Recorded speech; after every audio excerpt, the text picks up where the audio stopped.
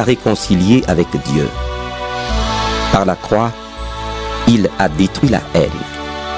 Il est venu annoncer la bonne nouvelle de la paix pour vous qui étiez loin et aussi pour ceux qui étaient proches. En effet, en passant par le Christ, juifs et non-juifs, nous pouvons nous approcher du Père grâce à l'unique Esprit Saint. C'est pourquoi vous n'êtes plus des étrangers, ni des gens de passage, mais vous faites partie du peuple de Dieu, vous en avez tous les droits et vous êtes de la famille de Dieu. Vous êtes devenus la maison qui a pour fondation les apôtres et les prophètes. La pierre principale, c'est le Christ Jésus lui-même. C'est en union avec le Christ que toutes les pierres de la maison tiennent ensemble. Et cette maison s'agrandit pour former un temple saint dans le Seigneur. C'est en union avec le Christ que vous aussi, vous faites partie de la maison qui est construite. Et vous formez avec tous les autres un lieu où Dieu habite par son esprit. Chapitre 3. Moi, Paul, je suis prisonnier du Christ Jésus pour vous qui n'êtes pas juifs. Vous avez sans doute entendu parler du service que Dieu, dans sa bonté, m'a chargé d'accomplir pour vous, afin de réaliser son projet. Il m'a ouvert les yeux pour me faire connaître son mystère. Je viens de vous en parler un peu. En lisant ma lettre, vous pouvez voir combien je connais le mystère du Christ. Ce mystère, Dieu ne l'avait pas encore fait connaître aux ancêtres.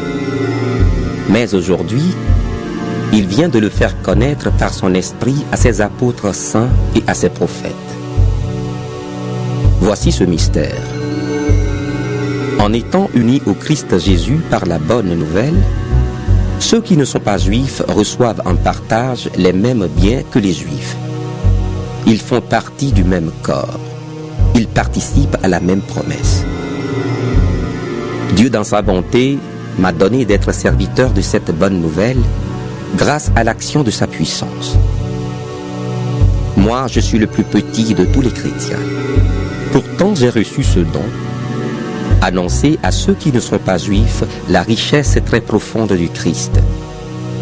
J'ai également reçu le don de montrer clairement comment Dieu accomplit ce mystère. Lui qui est le créateur de toutes choses, il avait caché en lui ce mystère depuis toujours. Alors maintenant, par l'Église, tous ceux qui ont autorité et pouvoir dans les cieux peuvent connaître la sagesse de Dieu. Cette sagesse, Dieu la montre de 1000 manières selon le projet qu'il avait fait depuis toujours. Ce projet, il l'a réalisé dans le Christ Jésus notre Seigneur. Nous sommes unis au Christ et nous croyons en lui. Nous avons donc la liberté de nous approcher de Dieu avec confiance. C'est pourquoi je vous le demande. Ne vous laissez pas décourager par les souffrances que je supporte pour vous. Elles vous donnent la vraie gloire. C'est pourquoi je me mets à genoux devant Dieu le Père, de qui toute famille reçoit son nom dans les cieux et sur la terre. Oui, je lui demande de vous rendre fort par son esprit, tellement sa gloire est grande. Ainsi vous pourrez être des chrétiens solides. Que le Christ habite dans vos cœurs par la foi. Plongez vos racines dans l'amour et soyez solidement construits sur cet amour. Alors vous serez capables de comprendre avec tous les chrétiens la largeur, la longueur, la hauteur et la profondeur du mystère de Dieu. Vous connaîtrez l'amour du Christ qui dépasse tout ce qu'on peut connaître. Vous recevrez toute la vie de Dieu et il habitera totalement en vous. Dieu agit en nous avec puissance. Et quand nous lui demandons quelque chose, il peut faire beaucoup plus. Oui, sa puissance dépasse tout ce qu'on peut imaginer. À lui la gloire, dans l'Église et par le Christ Jésus, dans tous les temps et pour toujours. Amen. Éphésiens, chapitre 4. Voici ce que je vous demande avec force, moi qui suis prisonnier pour le Seigneur. Vivez en accord avec l'appel que vous avez reçu de lui. Soyez simple, doux et patient. Supportez-vous les uns les autres avec amour. Cherchez toujours à rester unis par l'Esprit Saint. C'est lui qui unit en donnant la paix. Il y a un seul corps et un seul Esprit Saint. Dieu vous a appelé aussi à une seule espérance.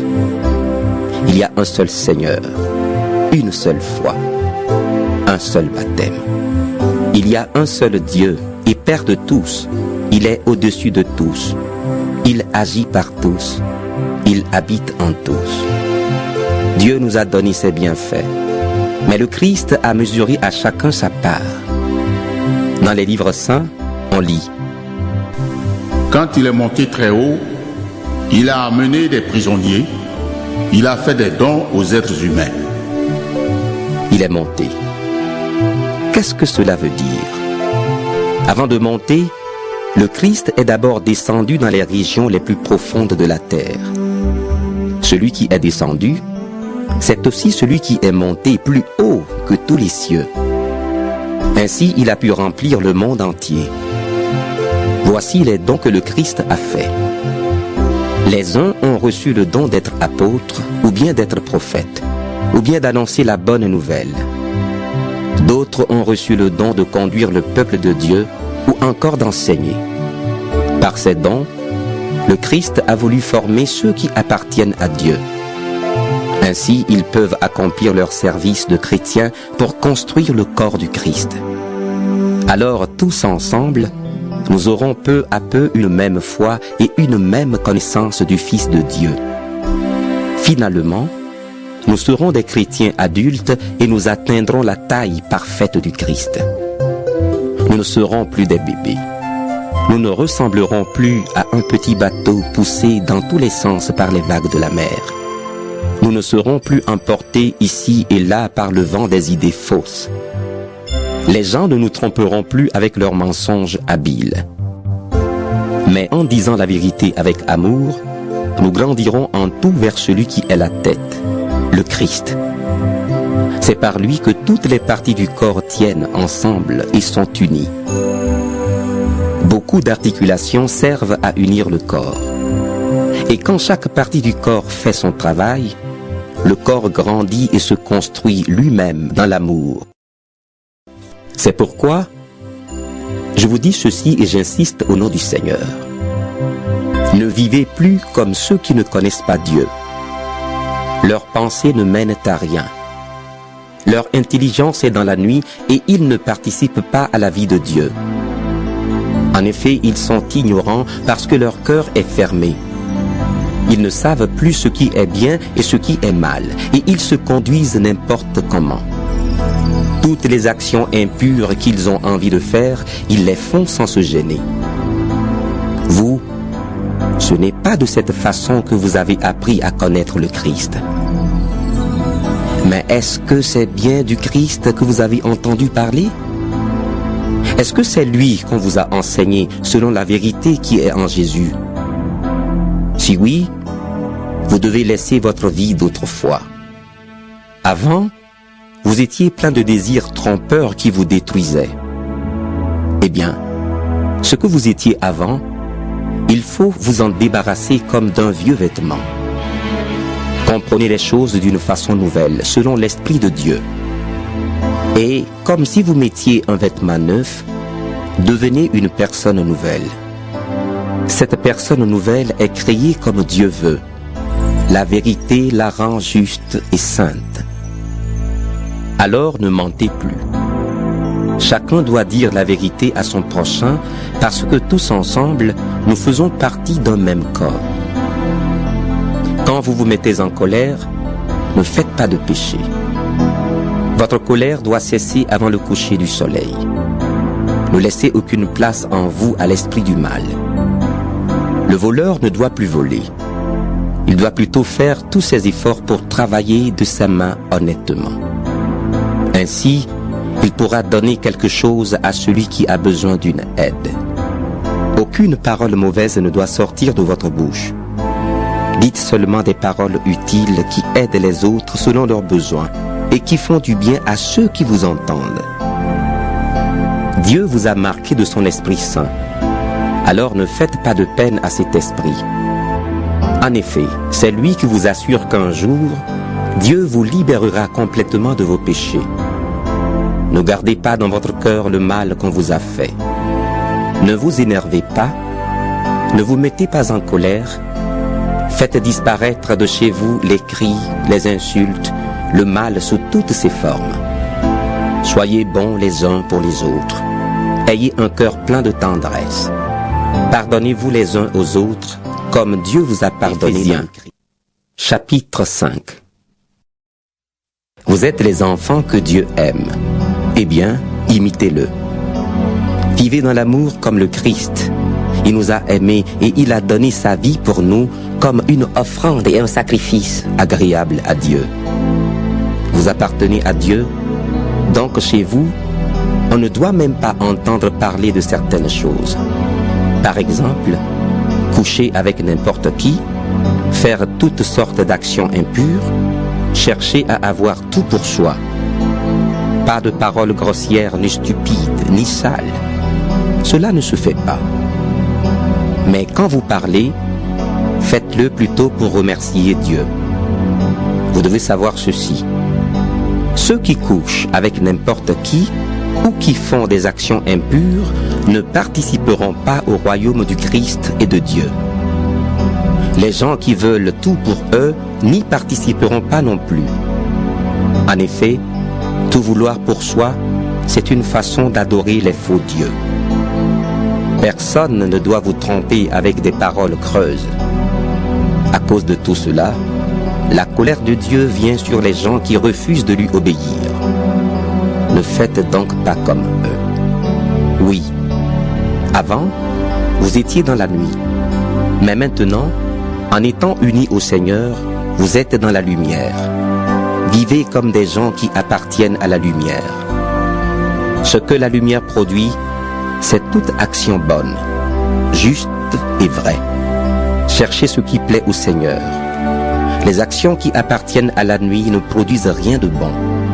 N'y participez pas. Au contraire, dénoncez-les. Oui, ce que ces gens-là font en cachette, on a honte d'en parler. Pourtant, quand on dénonce ce qu'ils font, leurs actions apparaissent en pleine lumière. En effet, tout ce qui apparaît clairement devient lumière. C'est pourquoi on dit « Réveille-toi, toi qui dors. Lève-toi du milieu des morts, et le Christ t'éclairera de sa lumière. » Faites bien attention à votre conduite. Ne vivez pas sans réfléchir. Vivez plutôt comme des sages qui savent profiter du temps que Dieu leur laisse. Les jours que nous vivons sont mauvais. C'est pourquoi ne soyez pas stupides, mais comprenez bien la volonté du Seigneur. Ne buvez pas trop de vin. La boisson pousse les gens à se détruire. Mais soyez remplis de l'Esprit Saint.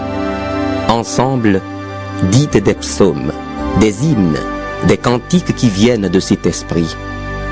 Chantez les louanges du Seigneur de tout votre cœur. Remerciez Dieu le Père toujours et pour tout, au nom de notre Seigneur Jésus-Christ. Obéissez les uns aux autres par respect pour le Christ. Femmes, obéissez à votre mari comme au Seigneur. Oui, le mari est le chef de sa femme, comme le Christ est le chef de l'Église. Le Christ est le sauveur de l'Église, qui est son corps. Comme l'Église obéit au Christ, une femme doit obéir pour tout à son mari. Marie, aimez votre femme comme le Christ a aimé l'Église.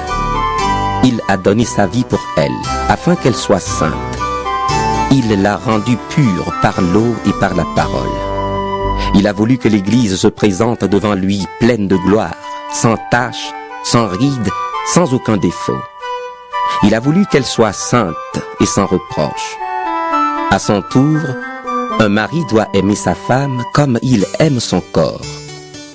Aimer sa femme, c'est s'aimer soi-même.